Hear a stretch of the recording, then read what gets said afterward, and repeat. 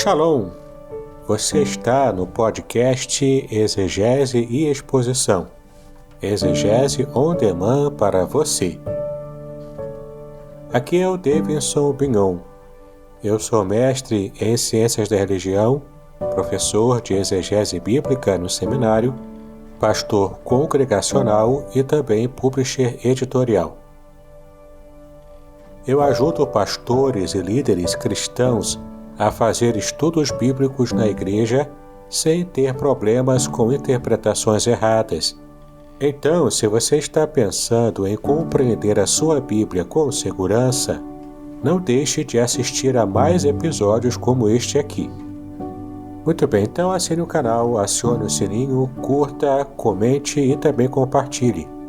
Você poderá me dar uma força me ajudando a ampliar o alcance com os estudos bíblicos de qualidade na internet.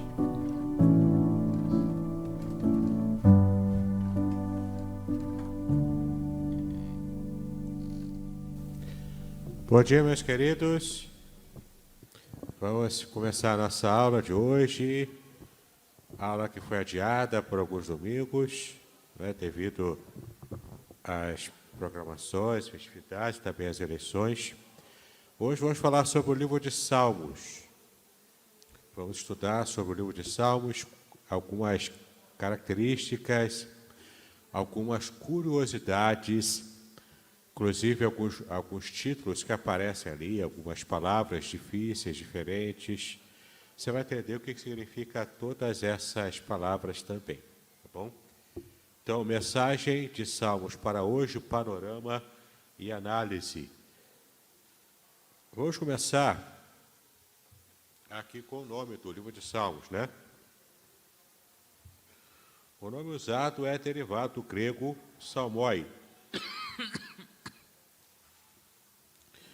que significa poemas cantados com instrumentos musicais. E no hebraico, o título do livro é Sefer Tehillim, ou seja, livro de louvores. Sefer é livro e Tehillim, louvores. É uma característica do livro de Salmos dar nomes ou títulos também a muitos de seus capítulos. Títulos estes que parece terem sido dados não originalmente, mas antes da versão da Septuaginta, que é a versão grega de todo o Antigo Testamento. Temos aqui alguns títulos que são atribuídos aos Salmos. O título Mizmor, que é canção para ser acompanhada com instrumentos de cordas. Ele, por exemplo, aparece no Salmo 76. Temos ainda o título Shigayon, Salmo penitencial, como aparece no Salmo 7. Shigayon, portanto, significa Salmo penitencial. Também tem aqui um título chamado Ao Mestre de Canto, ou seja, aqui existe uma instrução musical para esse mestre de canto, algumas informações técnicas à época, para que ele pudesse, então, preparar esse salmo. Estava aqui, então, no Salmo 75, aparece essa expressão aqui. Estes títulos na Bíblia hebraica foram incorporados ao texto, tornando-se, então, os primeiros versos destes capítulos, tá bom? Então, o livro de Salmos é o único livro da Bíblia, propriamente, em que existem os títulos, de fato, no texto hebraico original. No restante da Bíblia, todos os títulos que aparecem na sua Bíblia foram colocados posteriormente. Então, está lá, Jesus anda sobre o mar, não é? Foi alguém que colocou esse título lá, não está no original. No livro de Salmos é o único em que aparece, de fato, os títulos no original. Então, o Salmo de Davi, o Salmo para o cantor mor, os filhos de Coré, tudo isso está lá na língua hebraica. O autor, são muitos os autores, os quais são conhecidos pelos títulos apostos aos Salmos, já que em si mesmos os Salmos não declaram a sua autoria. Então, existem títulos que aparecem ali o nome do autor. E são vários autores, né? São vários salmistas.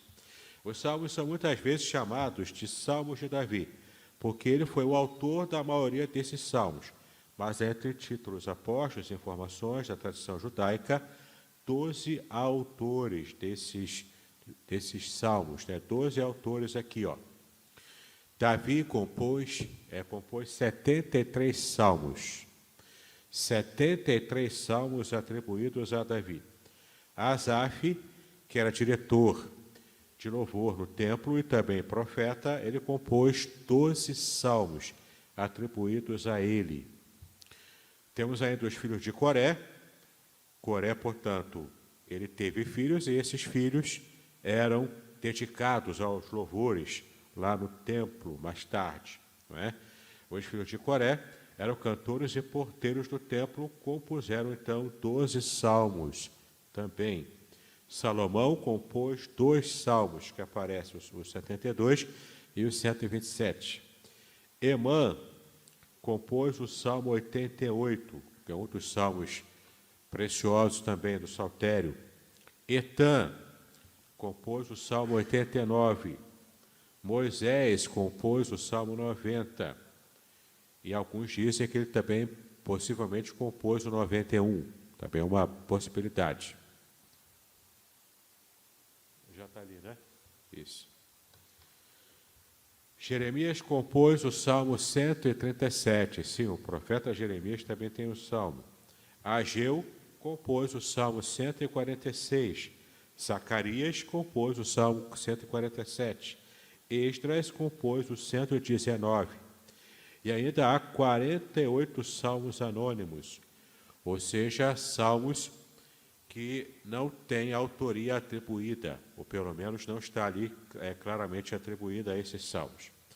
A data da escrita, a data da composição desses salmos é diferente da data de organização do livro, pois a maioria dos autores não pensava estar compondo para uma futura coletânea. Então, são várias datas avulsas, que cada um desses autores foi produzindo e ficou guardado na memória afetiva, na memória também da inódia, né, do povo de Israel antigo.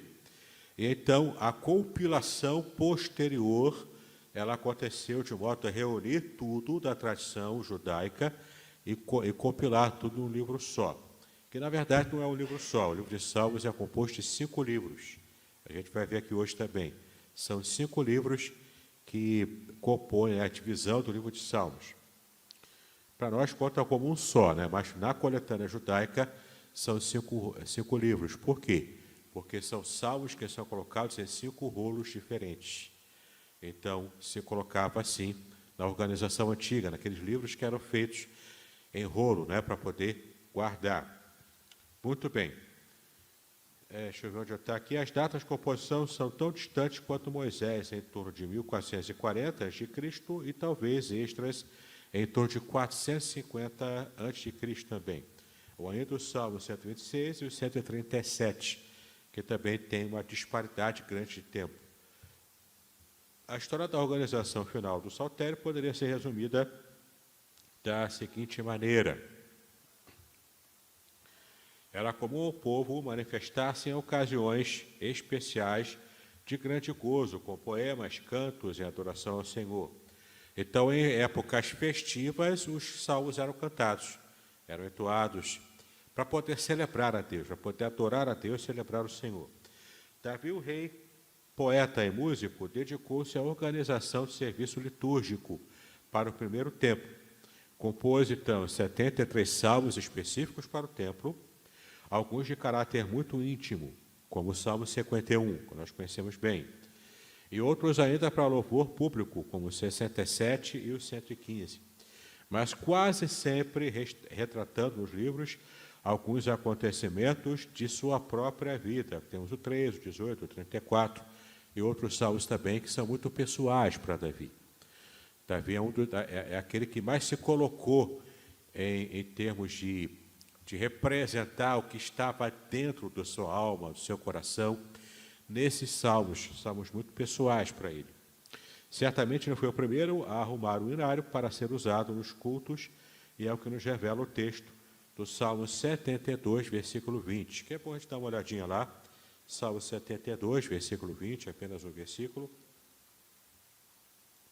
Salmo 72, versículo 20, que diz o seguinte: Aqui acabam as orações de Davi, filho de Jessé, dando a entender que esse aqui era o final de uma coletânea, talvez a primeira coletânea feita ainda por Davi, e depois essa coletânea foi sendo acrescida de outros salmos também, numa compilação posterior, tá bom? Mas já na época de Davi, é muito possível que ele tenha preparado uma coletânea primordial dos salmos para que estivesse sido cantado e entoado, então, no templo que o seu filho estaria construindo depois. Certamente, então, Davi foi o primeiro a fazer essa primeira arrumação dessa coletânea das inódias do povo de Israel antigamente. O próximo slide, você vai ver que Salomão constrói o templo, compõe os seus salmos também, e assim como Asaf, filhos de Coré, Etã e Emã, eles então fazem parte dessa coletânea. Eram 4.000 cantores entoando os salmos, sob a liderança dos diretores de música Asaf, Emã e Jedutum. Então, olha que grande coral, não é? 4.000 pessoas. Provavelmente não eram os 4.000 cantando ao mesmo tempo, devia ter algum tipo de escala. Mas ainda que fosse os 4.000 cantando ao mesmo tempo, era bastante voz, não é? Era tanta voz que o povo do Maranata nem saberia como reger, não é? Tantas vozes assim. Mas, enfim, era 4.000 pessoas, então, que estavam ali dedicadas a esse grande coral e cantando apenas os salmos, né, que eram todas composições, eram músicas que eram cantadas. Alguns salmos foram compostos no cativeiro, quando seria reerguido o segundo templo, já que o templo de Salomão foi destruído por Nabucodonosor.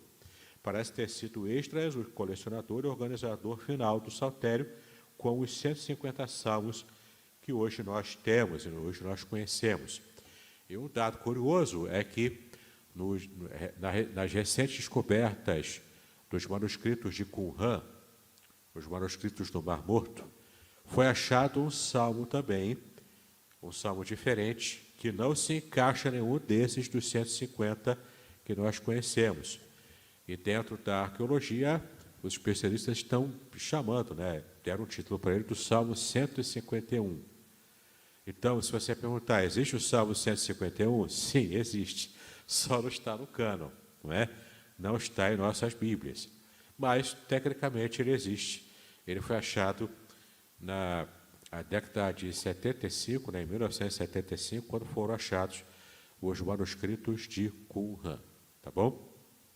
Muito bem. Tempo da ação do livro de Salmos. Tempo da ação.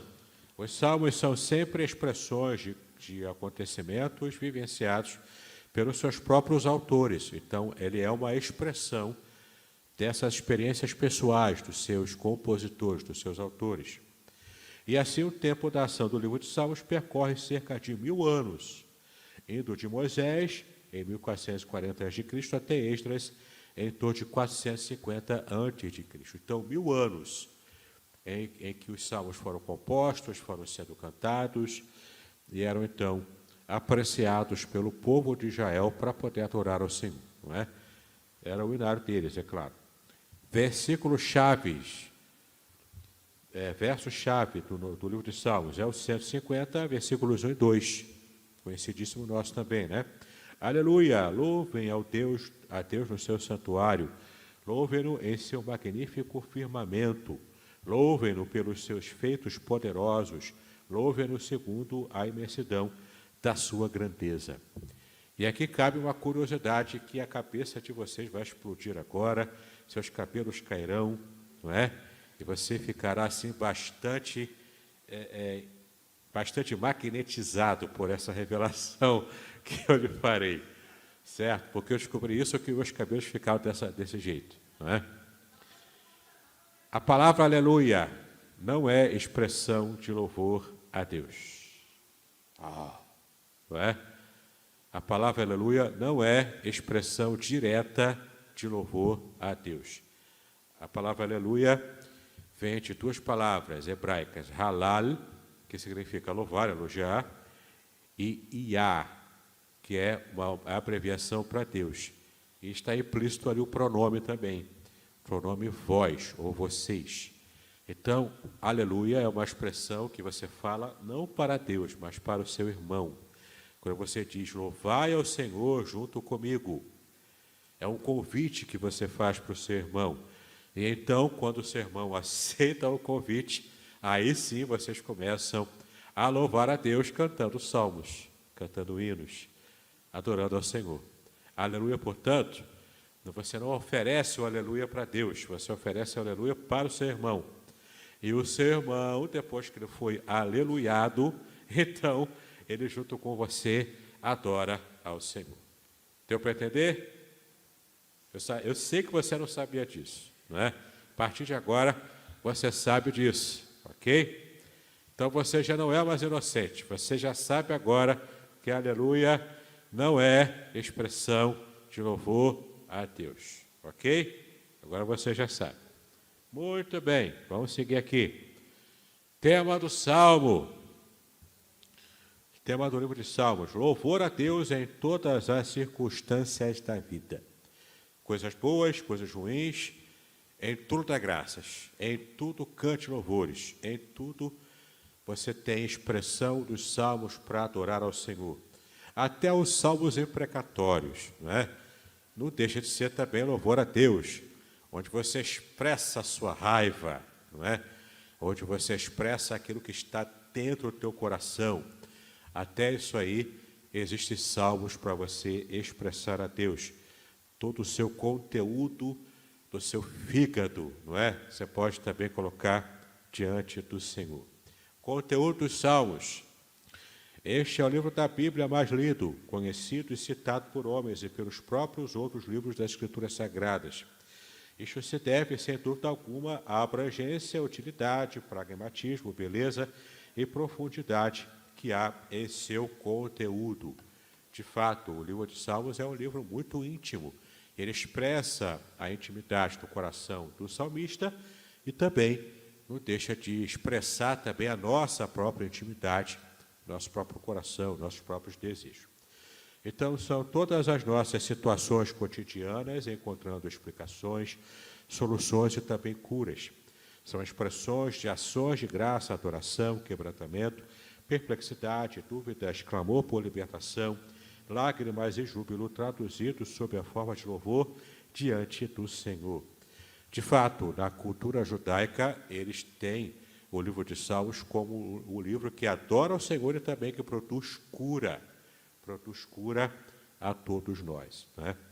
Em seu conteúdo, traz a confissão de pecados, a recordação da atuação divina na história de Israel, com poder e misericórdia, profecias sobre o Messias e seu poder, obras, vida, morte e ressurreição, e ainda a teologia a respeito do caráter, vontade e atributos de Deus. E aqui vem uma coisa interessante. Você quer conhecer a teologia primitiva de Israel? Estude o livro de Salmos. Estude os meandros revelacionais do livro de Salmos. Deus se revela nesse livro. Você vai conhecer mais de Deus, porque Deus se coloca na poesia que Ele próprio inspirou aos autores, aos compositores dos Salmos a estar escrevendo. Então, quer conhecer a Deus? Entenda o livro de Salmos. Ok? Divisão do livro de Salmos. Há uma divisão existente no próprio livro, que divide os Salmos em 5 livros. 5 rolos diferentes, que eram juntados, era uma composição, era uma compilação desses Salmos em 5 livros. Na opinião de muitos estudiosos, eles foram assim divididos para corresponderem também ao Pentateuco, terminando sempre cada um dos livros com uma doxologia, e desta forma teríamos essas divisões. O que é uma doxologia? É uma forma de glorificar a Deus, louvar a Deus, elogiar a Deus, exaltar a Deus. Isso é uma doxologia, tá? Os salmos são, por natureza, praticamente ele inteiro, uma doxologia a Deus. Bom, livro 1 vai do Salmo 1 ao Salmo 41. Corresponde a Gênesis e o seu tema principal é o homem. O seu estado de bem-aventurança, a queda e restauração. Quase a totalidade desses salmos pertence a Davi. E, de fato, se você for abrir aí a sua Bíblia no Salmo 1, você vai ver como o primeiro salmo ele abre de forma magistral todo o livro de Salmos. Olha só, ele dá o tom de todo esse primeiro livro dos Salmos, né? Bem-aventurado o homem que não anda segundo o conselho dos ímpios, e nem se detém no caminho dos pecadores, e nem se assenta na roda dos escarnecedores. Aqui ele começa a falar sobre o ímpio e o justo. O homem aqui que não faz o que ele fala aqui, que são coisas ruins, e você percebe que há uma gradação de impiedade. O ímpio começa devagar, não é? Igual Martinho da Vila, né? Devagar, devagar, devagarinho. Ele começa devagar. Ele começa falando aqui: bem-aventurado o homem que não faz o seguinte, que não anda segundo o conselho dos ímpios. O primeiro estágio da impiedade é você ficar dando ouvidos a quem não tem o que te dizer. É você ficar dando ouvidos a quem só consegue pensar, fazer, falar impiedades. Então, o primeiro estágio da degradação é você ouvir quem você não deveria ouvir. É você dar margem, é você dar ênfase, é você dar crédito a quem não merece crédito.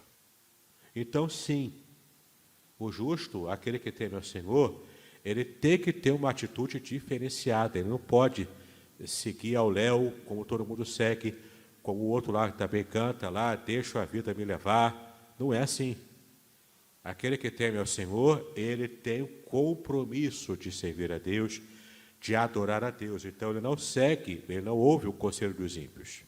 Depois, alguém que acaba ouvindo o conselho dos ímpios faz pior, vai para o próximo estágio da impiedade. Ele piora a sua situação. Ele ouve o conselho dos ímpios e depois se detém no caminho dos pecadores. Pecadores andando, ele está andando junto. Ele fica ali, junto com os pecadores. Ele não está mais só ouvindo, ele já está praticando o pecado. Ele não está apenas dando ouvidos para gente que não merece a atenção dele, mas agora ele está praticando as mesmas coisas que aqueles que falavam para ele faziam. Ele está sendo cooptado pelo mal, ele está quase se tornando um ímpio. Até que no final, fecha aqui a degradação total dele, ele se torna um ímpio corruptor, e não apenas corruptado. Não é? Ele passa agora a ser também um corruptor de outros, como diz aqui no final do versículo 1. E nem se detém no caminho dos pecadores, e nem se assenta na roda dos escarnecedores. Então ele ouvia, depois começou a andar com eles, agora está sentado com eles, está confortável, agora ele está bem, está tranquilo. Ele se tornou ímpio, como eles também eram ímpios. Os estágios de corrupção. E olha que interessante, o salmista Davi diz: bem-aventurado, ó felicidades, como é feliz aquele que não faz esses estágios de degradação na impiedade. Antes tem o seu prazer na lei do Senhor, e na sua lei medida de dia e de noite, pois será como árvore plantada, junto a ribeiro de águas, a qual dá o seu fruto no seu tempo, as suas folhas não cairão, e tudo quanto fizer prosperará.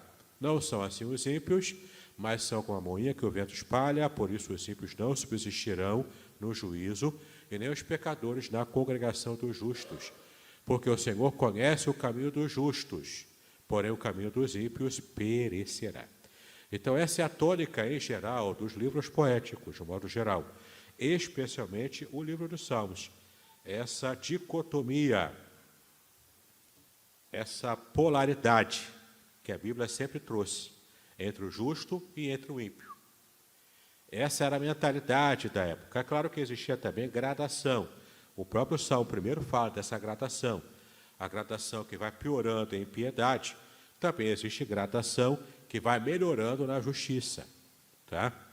É claro que existe essa zona cinza da gradação, mas é muito patente perceber aqui no livro dos Salmos essa característica poética de fazer esse contraste entre o extremo ímpio e o extremo justo, e o contrastando um com o outro, claro, sempre querendo influenciar os seus leitores, aqueles que cantavam os cânticos dos Salmos, a estarem de verdade buscando o caminho da justiça e não o da impiedade. Tá? Então, o livro 1 dos Salmos, ele abre com esse primeiro salmo, que ele é magistral. Por que ele é magistral? Porque ele dá o resumo, ele dá a tônica de tudo o que é tratado no livro dos Salmos. Tá? Vai do capítulo 1 até o 41, esse é o primeiro livro dos Salmos. O segundo livro dos Salmos vai do 42 ao 72. Corresponde a Êxodo, e seu tema principal é o cativeiro de Israel, a sua redenção e o Redentor. Alguns destes salmos são dos filhos de Coré, mas a maior parte ainda é também de Davi. Tá? Davi é o nosso grande salmista aqui. Livro 3 do livro de Salmos, vai do 73 ao 89. Corresponde a Levítico, e o seu tema principal é o santuário, e alguns dos salmos são dos filhos de Coré, porém a maioria é de Asaf. Tá? Então, esse é o livro 3. Livro 4, do Salmo 90 ao 106. Corresponde a Números, e o seu tema principal é a peregrinação na terra, o deserto, e a maioria destes salmos é anônima. Portanto, o livro 4 tem autorias anônimas, em sua maioria, e trata aqui da peregrinação no deserto. Por fim, o livro 5, do 107 ao 150, corresponde a Deuteronômio, e o seu tema principal é a palavra de Deus em si. Muitos deles são de Davi, mas a maioria é anônima também.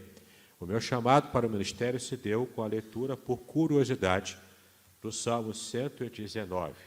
Tá? É um salmo que fala muito sobre Bíblia, desvenda as maravilhas da tua lei. Então, cada vez que eu lia essas passagens, aquilo ia queimando no meu coração. Por isso que a minha ênfase ministerial é o conhecimento bíblico. O meu chamado tem a ver com isso. Entende? O meu chamado tem a ver com esse ministério, com esse esforço para levar o conhecimento da palavra de Deus para as pessoas. Essa, portanto, tem sido a minha ênfase até aqui. Vocês podem testemunhar pelo sim ou pelo não, se eu estou conseguindo alcançar algum tipo de sucesso. Mas é para isso que eu fui chamado, certo? Esboço do livro. É o maior livro da Bíblia, possuindo 150 capítulos e 3.451 versículos. Não pode ser esboçado com facilidade, tal a sua variedade de temas e assuntos abordados, é claro. Entretanto, várias classificações são feitas, tomando-se por base diferentes critérios, a seguir algumas classificações do livro de Salmos. Preste atenção agora, porque eles aparecem bastante. As classificações aparecem bastante, inclusive na Bíblia, não é? Por exemplo, os salmos de instrução, usados para louvor ao Senhor e concomitante instrução do povo de Deus. Então, para ensinar alguma verdade espiritual, alguma prática, tem essa função instrucional, a função até pastoral, né? Salmos de louvor e adoração. Salmos explicitamente de louvor e adoração, a única função dele é essa. Exemplo, 8, 23, 24, 91, 103, 136, 148. Quer adorar a Deus? Leia esses salmos aqui que você vai estar adorando a Deus. E se vai convidar alguém, grita aleluia para o teu irmão. Não é? Certo? Você já aprendeu hoje o que significa aleluia. Salmos de ação de graças. Exemplo, 18, 34, 81, 85, 116. São ações de graças ao Senhor por tudo que Ele tem feito na vida de cada um de nós. Além disso, salmos devocionais, os que louvavam exprimindo arrependimento e confiança em Deus e através também de orações. Tem salmos aqui que são verdadeiras orações, né? São salmos devocionais de você para com Deus. Salmos históricos, isso aqui o pastor Itário vai gostar mais, né? Os históricos, aqueles que recordam grandes feitos do Senhor na história do povo de Israel. Salmos messiânicos, que fazem referência ao Messias, que fazem referência, inclusive, profética ao Senhor Jesus. São proféticos a respeito de Cristo. Então, aqui, o Salmo 2, 16, 22, 40, 45, 72, 110, 118. Né? De vez em quando, quando eu celebrava a ceia lá no Gradim, quando eu era pastor lá, eu sempre que dava, eu lia o Salmo 22. Eu acho bem apropriado para essas ocasiões de ceia também. Salmos acrósticos. Um acróstico é quando você coloca uma letra inicial, né, formando uma palavra assim, né, de cima para baixo, e cada letra é uma frase. Isso é um acróstico. É muito usado em poesias, né? Antigamente era assim. Podcast Exegese e Exposição. Exegese on demand para você.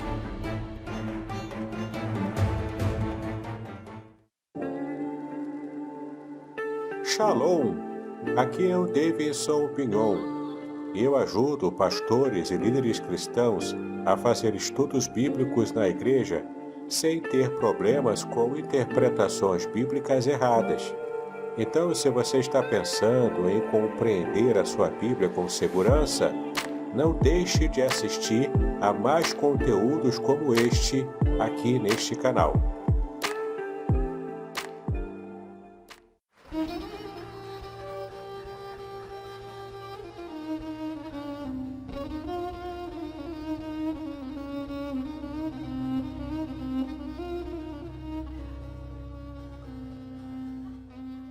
Shalom! Quero falar sobre o livro Revelações Originais do Salmo 23. Nesta obra, o reverendo Davidson Pignon nos convida a minerar pepitas de ouro escondidas no rico solo do Salmo 23.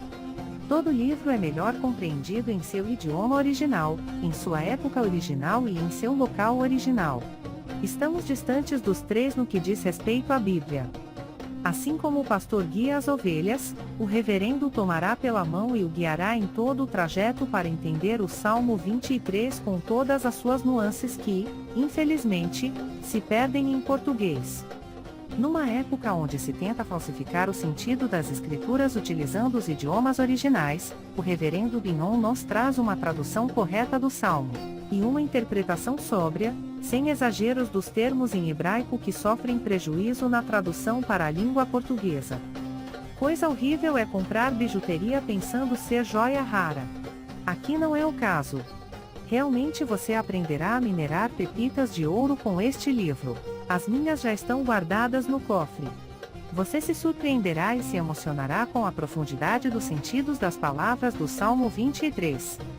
Espero que este livro seja um refrigério para a sua alma, assim como foi para a minha. E que você entenda que, mesmo que esteja passando por um deserto escaldante agora, o Divino Pastor lhe guiará até águas frescas e tranquilas.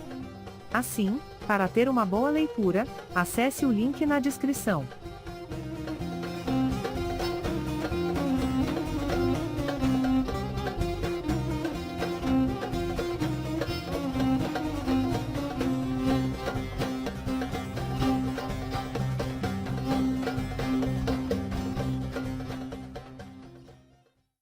Salmos acrósticos também existem na Bíblia, né? Para facilitar a memorização. Eles iniciavam, então, os seus versos com a sequência do alfabeto hebraico. É interessante que o Salmo 119, ele é um salmo acróstico. Neste salmo que eu fui chamado para o ministério pastoral, né? Tem blocos de versículos e cada bloco começa com uma letra do alfabeto hebraico. Então, Aleph, Beit, Gimel, Dalet, He, Vav, Zayin, né? E vai até chegar ao Tal, que é a última letra do alfabeto hebraico. Salmos de romagem ou de degrau. Tem os imprecatórios ainda, já pulei esse, né? Salmos imprecatórios.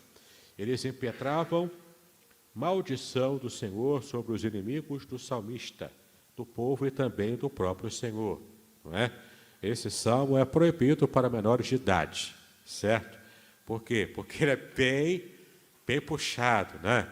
Ele é bem puxado. Então, o povo que tem o coração aí meio fraquinho aí, é bom pular esses salmos aqui, certo? Vou falar para você pular. 52, 58, 59, 69, 109, 140 são exemplos dos salmos imprecatórios, tá bom? Vocês amassam assim e cai sangue quando você amassa as páginas desses salmos, né?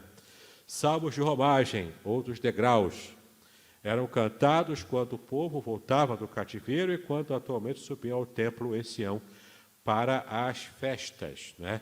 Então, o cântico de romagem, o cântico de degrau são esses salmos que o povo ia cantando em cada etapa da viagem até chegar no templo. E ainda assim, quando chegava no templo, tinha aquela escadaria do templo, que era feita de propósito, de modo desigual. que é para o povo não subir correndo, para o povo ir devagar, porque se subir correndo já era, cai, não é? Então, a cada degrau que o povo ia subindo, cada degrau era um salmo desse que se cantava. Também era chamado assim, não é interessante? Muito bem. Terminamos então aqui, vamos tratar agora da análise. Análise de algumas partes importantes desses salmos. Os autores sagrados citam os salmos 112 vezes em seus escritos, abrangendo 97 dos 150 salmos. Veja alguns poucos exemplos. Efésios 4:26 cita o Salmo 4, 1 de Pedro, Salmo 34, Lucas, o Salmo 107, Apocalipse, capítulo 5, cita o 144, Romanos 3, cita o Salmo 14, o 53, o 140, o 10 e o 36. Não é? Então, eles são bem citados da Bíblia porque faz parte da cultura judaica, está bem entranhado na cultura judaica, o Cântico dos Salmos. Agora vem as curiosidades.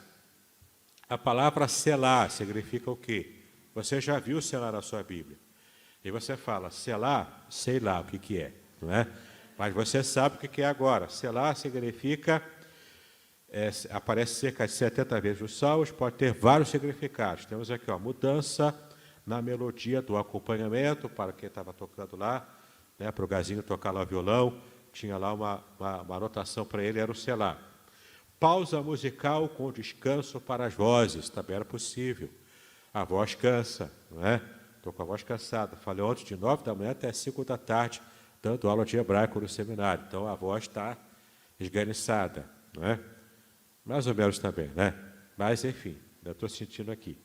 Então, pode ser uma pausa musical. Eu parava de cantar para tanger lá uma harpa, lá, um saltério, e depois volta a cantar. Uma exclamação de louvor como glória a Deus. Viu aqui? Glória a Deus, não é aleluia. Porque aleluia não é a expressão louvor a Deus, certo? É glória a Deus, essa sim é a expressão. Início de uma nova estrofe. Pode ser também a marcação do início de uma nova estrofe. Ou o sinal para a elevação da voz, para cantar mais alto. Não é? Que até mesmo nas partituras aí, quem conhece música, tem lá também as anotações na partitura para aumentar a voz, para cantar piano, né? Piano é cantar baixinho, entendeu? Não é o piano ali, não. Cantar baixinho. Para cantar baixo, cantar alto, enfim, né? Anotações musicais.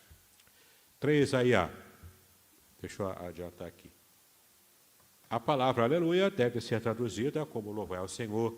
Ela é uma palavra composta de 2 palavras, alelo, como eu já falei, louvar, e a abreviatura de Yahvé, né, ou Yahweh, né, que é Senhor. Muitos encontram dificuldades no entendimento dos salmos imprecatórios, onde o salmista pede a Deus que derrame a sua ira sobre os seus inimigos, chegando mesmo a usar expressões violentas. Alguns estudiosos do assunto afirmam que, primeiro, na maioria das vezes, o inimigo focaliza no salmo, o inimigo focalizado no salmo não deve ser visto como um indivíduo pessoal, que guerreia contra outro indivíduo também pessoal, né? Mas aqui é um simbolismo de inimigos do próprio Deus, sejam Satanás ou sistemas também contra Deus, sobre os quais realmente recaem terríveis maldições. E aqui cabe uma meditação também importante, que é até teológica. A gente só quer dar ênfase na nossa cultura ao Deus amor, né? O Deus só love, não é? O Deus do amor, o Deus que só faz coisa boa, né? Que abençoa todo mundo, é o Deus Papai Noel, não é? O Deus que sai lá de noite com o seu carrinho e dá presente para todo mundo. O povo acha que Deus é assim, Deus não é assim. Deus não é o avôzão que dá presente para o neto e que estraga o neto. Deus não é assim, Deus é pai. Como pai, ele tanto ama quanto também tem ira. E a gente tem que se cuidar para se livrar da ira de Deus. Em Cristo, essa ira de Deus já foi afastada da gente. Cristo já afastou a ira de Deus de nós, tá? Mas isso não quer dizer que eu não possa praticar alguma coisa hoje e que vá, de repente, provocar também a ira momentânea de Deus para a minha vida. Por isso, eu tenho que me esforçar para buscar o quê? A santidade, tá? Então, eu vou dar ênfase ao amor de Deus? Vou. Mas a minha cultura fala para eu dar ênfase só a isso. Isso não é revelar Deus por inteiro. Deus se revela por inteiro como o Deus que ama, mas também o Deus que se ira contra a humanidade.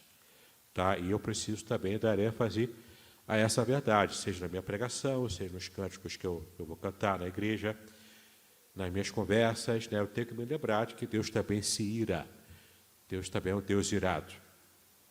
Nem sempre é possível distinguir no hebraico o significado das expressões que isso aconteça ou isso acontecerá. Porque, de fato, é uma expressão idiomática que tem função profética até. Então, para quem estuda hebraico, sabe que isso aqui é meio dúbio, né, o seu significado. Ou que isso aconteça agora no presente, ou que acontecerá no futuro. Existe mesmo esse jogo de palavras.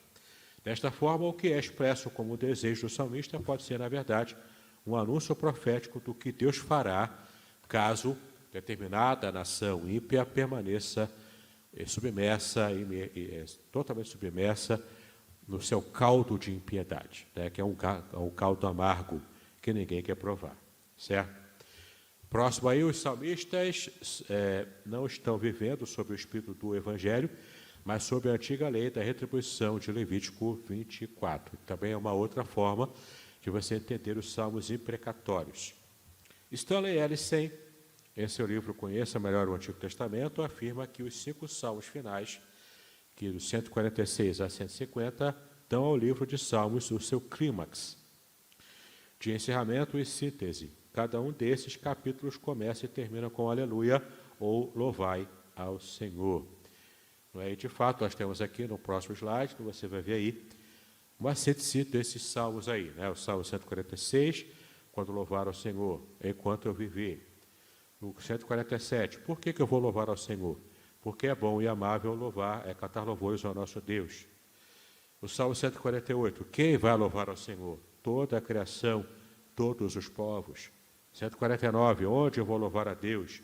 No santuário, nas festas, nos leitos também e nas guerras. O leito aqui é da doença, né, da enfermidade. E também em situações de guerra. Salmo 150, que é o último, né? É o resumo total do livro de Salmos. Quem, onde, por quê, como e por quem será dado o louvor a Deus. Tá? O Salmo 150, ele traz esse resumo também. Outra divisão do livro de Salmos, citada em Henrietta Mears, em seu livro Estudo Panorâmico da Bíblia, é livro 1, de 1 a 41, onde trata do homem, sua bem-aventurança, queda e restauração. Livro 2, Salmo 42 a 72, trata especificamente de Israel. Livro 3, Salmos 73 a 89, trata do santuário. Livro 4, 90 a 106, trata sobre a terra. Livro 5, do 107 ao 150, a palavra de Deus é retratada aqui. É uma outra forma de você também entender a divisão dos salmos. Há algumas diferenças de correspondência entre o número dos salmos da nossa Bíblia protestante e a Bíblia católica. Até mesmo com a Bíblia hebraica também tem uma diferençazinha na numeração. Na Septuaginta, versão grega do Antigo Testamento, de onde procede a Vulgata Latina, que é a versão latina, né, da Bíblia toda, feita por Jerônimo, e a Bíblia católica também. Os salmos 9 e 10 foram reunidos em um só salmo. Por isso que tem diferença. Porque jungiu, né, o Salmo 9 com o Salmo 10. Isso na Septuaginta, que passou para a Vulgata e que, portanto, passou para a tradição católica. Por isso há diferença. Então, desta forma, até o Salmo 114 veio com essa divergência numérica aqui. Do 115 para frente, volta à numeração normal. O número dos salmos da Bíblia católica é inferior em seu número ao total de nossos salmos. Na Septuaginta, o Salmo 114 foi unido com o 115, formando um só, possuindo na Bíblia católica esta união, o Salmo de número 113. Assim, a diferença numérica é agora de 2 números, mas no nosso Salmo 116 é dividido em 2, na Septuaginta, correspondendo então aos de número 114 e 115 da Bíblia católica. Da mesma forma, o nosso Salmo 147 foi desmembrado nos Salmos 146 e 147 da Bíblia católica, encerrando os 2 saltérios, o protestante e o católico, então, com 150 salmos, mas teve que fazer essa gambiarra aí para poder ficar igual, não é? Por causa da tradição de onde veio o livro dos Salmos. Esquematicamente, então, ficaria dessa forma como você está vendo na tabela, com a diferença da Bíblia protestante e da Bíblia católica.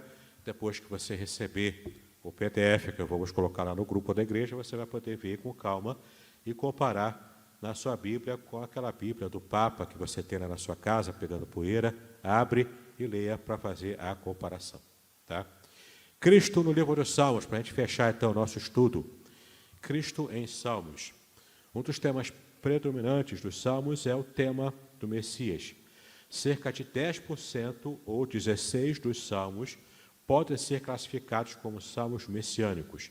São eles 2, 8, 16, 22, 23, 24, 40, 41, 45, 68, 69, 72, 89, 102, 110 e 118. Os escritores desses salmos, que são vários, relatam muito da pessoa de Cristo. A sua vida, rejeição, sofrimento e rejeição também. Estes salmos são muitas vezes citados e interpretados no Novo Testamento. Tá? O Salmo 22, em especial, que é o que eu mais gosto por causa do nível de detalhamento que ele traz, inclusive falando sobre Cristo tendo as mãos traspassadas, rasgando as vestes dele para fazer sorteio, e o modo como o salmista apresenta profeticamente Cristo e todo o seu turbilhão emocional que ele passa naquele momento da cruz. É um salmo muito bonito e realmente muito apropriado para a época de ceia, porque ele retrata com esse requinte de detalhes, tá bom?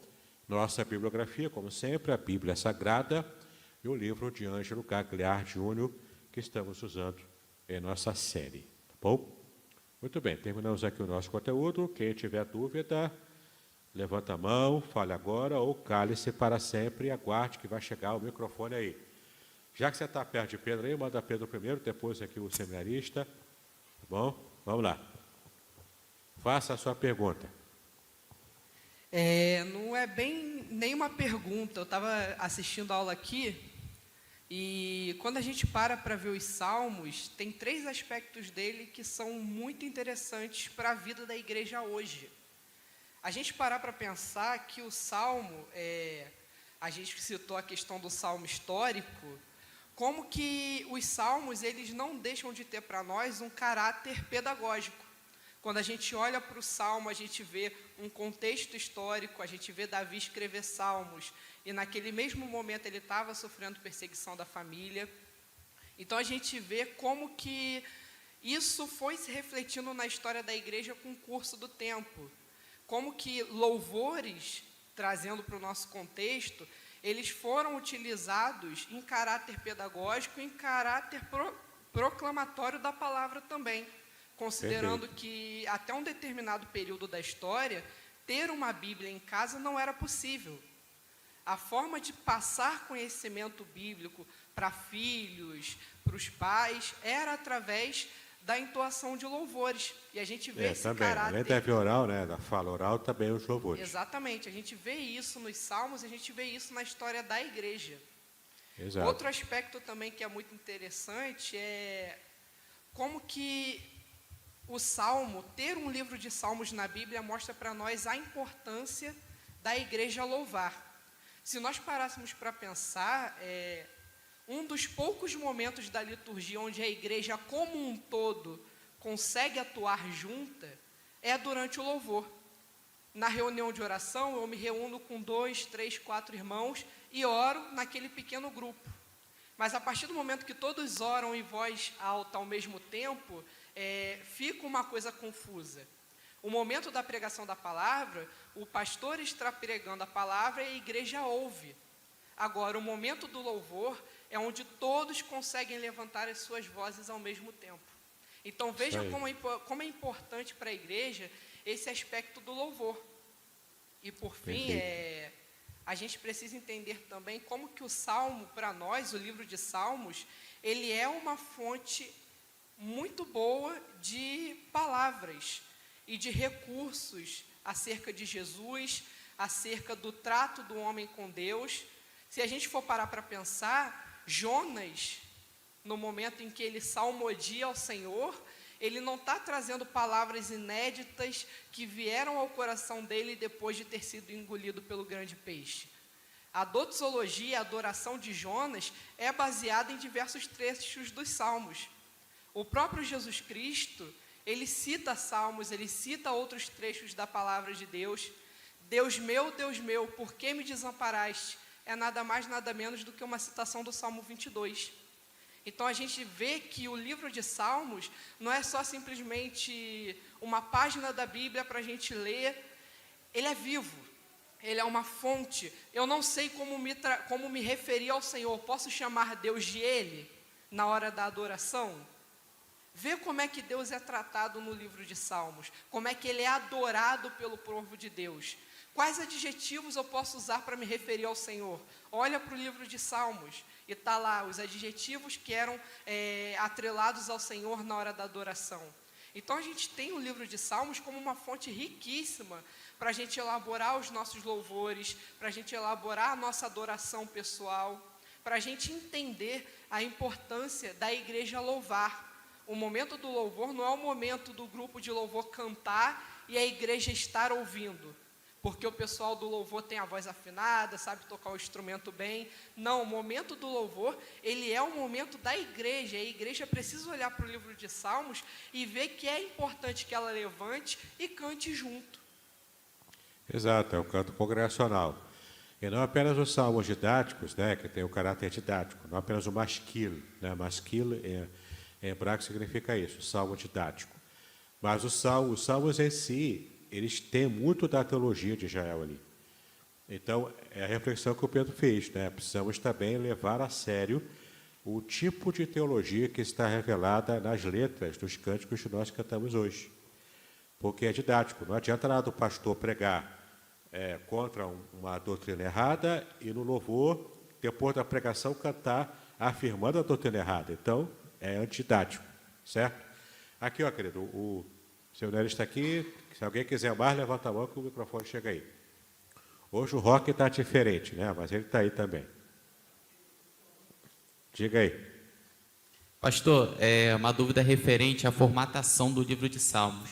Existe uma tradição judia que diz que o Salmo é dividido em 5 livros por conta do Pentateuco, né? É uma interpretação. Os 5 livros é real. Eu queria saber se isso procede. É uma tradição. Procede, é uma tradição judaica.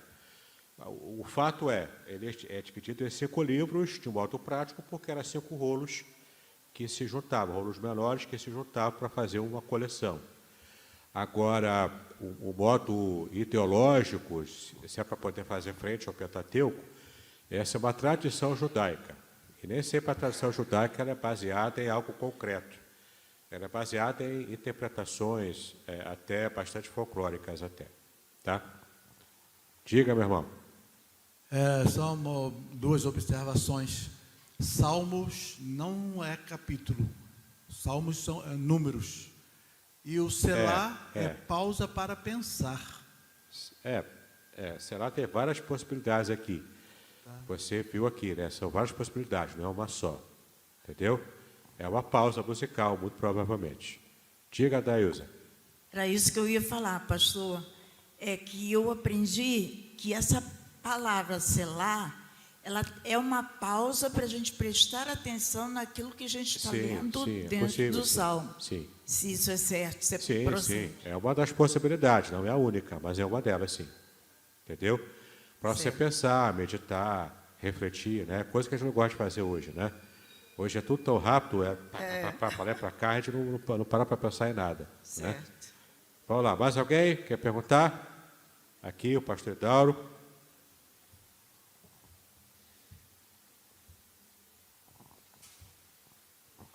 Essa pausa para pensar, esse ato, estava contemplado ali nos slides, né? Uma das explicações. Lembrar os irmãos o seguinte, que é importantíssimo, quando a gente estuda o livro dos Salmos, é a importância para a liturgia, e você mencionou isso, né? Como que os salmos são importantes, inclusive para serem cantados, né? Que é uma tradição que tem se perdido, né? Antigamente se cantava muito os salmos, o próprio salmos e hinos da nossa denominação, você tem vários hinos inspirados nos salmos, e o que a gente tem hoje em dia, que é maravilhoso também, que é composições baseadas na experiência do autor, do compositor, e aí ele promove a sua letra, e aquela letra entra para o cancionário das igrejas, mas antigamente havia muito isso, do salmo sendo cantado. No Brasil, por exemplo, quem se destacou muito nessa coisa do salmo cantado foi o Vencedores por Cristo. Isso. Tem várias canções do Guilherme Quer, do Nelson Comilca, do Sérgio Pimenta, de saudosa memória, todas baseadas no salmo. Então, eles musicavam... Aliás, até o Asaf Borba, né? Até o Asaf Grupo Borba. Coinonia tem um CD, né? Um disco lá inteiro só sobre os salmos. Então, eram salmos musicados, né? Então, musicava aquele salmo e apresentava para a igreja. Alguns explodiram, que todo o Brasil se tornou conhecido. Então, é importante isso, de que o salmo, além de ser para leitura e meditação, ele é também para o momento cântico, da adoração. Isso aí, você tem que sempre pensar nos salmos como um cântico, como um hino, não é? E quando você pensa assim, você entende o porquê da poesia hebraica estar tão presente, né, e tão evidente ali, porque ele era, de fato, um hino para ser cantado. Eu estou pensando até foi o seguinte, já que hoje foi a aula de salmos, durante a semana, no grupo do WhatsApp da igreja, destacar alguns desses salmos que tornaram-se conhecidos no Brasil pelo Vencedores por Cristo, e colocar ali no grupo. O linkzinho lá, isso. Para poder, quem quiser conhecer, está tudo no YouTube. Porque aí dá uma imersão, né? No livro dos Salmos. Inclusive, alguns dos salmos, alguma das músicas que a gente toca muito, o Salmo 48, Grande é o Senhor. Grande é o Senhor. É uma das músicas isso aí. que a gente costuma 48. dominicalmente contribuir junto no momento de adoração. Isso aí. Então tá bom. Mais alguma pergunta? Seu está aqui. Pastor, é só uma curiosidade aqui histórica. A gente tinha ali o povo de Israel, que quando eles subiam para as festas e tudo, eles iam entoando louvores ali. Ao longo do caminho e também quando subia no templo. Isso, perfeito. Nessa época, já tinha esses salmos de alguma forma escrita, onde eles tinham posse disso de uma forma escrita, ou era passado? Era passado por via oral, né, cantando mesmo, né, entre eles. Tinha uma coletânea primitiva, feita provavelmente por Davi, como nós também vimos aqui na exposição, mas não contemplava os 150, era cerca de 72 salmos, mais ou menos. Já se tinha em rolo, e também na tradição oral, na tradição cantada desses salmos. Depois foram se acrescentando mais, de modo que fechou definitivamente os 150 salmos do livro, depois do cativeiro babilônico, muito provavelmente feito por Esdras. Tá? Obrigada. Essa é a melhor posta que temos em termos históricos. Tá? Beleza, mais alguém? Pastor Edauro? Não posso deixar passar, estamos no mês da reforma, e me lembrei de uma coisa, né? De que Pedro levantou a bola da questão do cântico congregacional, né, que o salmo deve ser cantado. Lembrar que os reformadores, por exemplo, especialmente João Calvino, eles tinham muita resistência com o que a gente chama de corinho. Praticamente nem existia na época deles. Era mais salmos, né? Que eles era cantavam. salmos. E tem um detalhe, né? Nós, por exemplo, somos de uma igreja histórica, tradicional, nós apreciamos muito a tradição do coral, né? Uma curiosidade, apesar de ser clássico, né? Não era cantado na Não reforma. era cantado. Os reformadores, por exemplo, setembro, né, foi os 50 anos do Conjunto Maranata. João Calvino jamais autorizaria o Maranata na igreja. Porque se ele estivesse aqui, ele se levantaria e ia embora. Lutero levantaria embora, Zwinglio levantaria embora. E por quê? Isso é muito interessante. Para os reformadores, o único cântico válido é o cântico congregacional. Essa coisa de a gente ficar sentado e um grupo de coral, de coristas, cantando, e a gente ouvindo, sendo abençoados, era inconcebível. Depois houve uma evolução e os corais foram aceitos na igreja. Mas na época da reforma era inconcebível, inadmissível. Não se tocava instrumento nenhum, era só na voz. Não tinha instrumentos, era só voz, né? E toda a igreja cantando, e os salmos, cantavam os salmérios. Para você ver, né, como é que a tradição musical ela vai melhorando às vezes e às vezes piorando, né?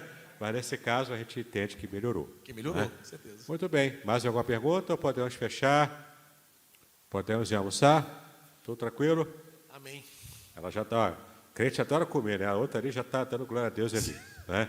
Então tá bom, vamos levantar, fazer a oração final, terminar então a nossa aula de hoje, agradecer a Deus e louve a Deus, né? Vai cantando salmos aí, do que você souber, quando você chegar na sua casa, faz igual os cantos de degraus, né?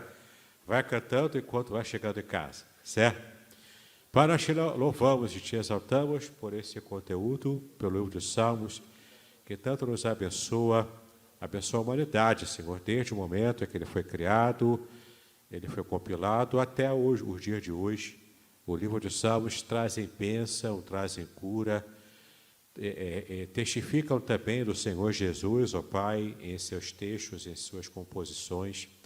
Nós te exaltamos por essa bênção. Pedimos que tu nos ajude a redescobrir o valor dos Salmos para a nossa vida pessoal e também para a nossa vida cultica aqui na igreja. Então, trata conosco, nos abençoa nesse dia e logo mais à noite que possamos voltar para a tua casa, debaixo da tua bênção, debaixo da tua graça. Cuide de cada um de nós, é como nós oramos, agradecemos e pedimos em nome de Jesus. Amém e amém.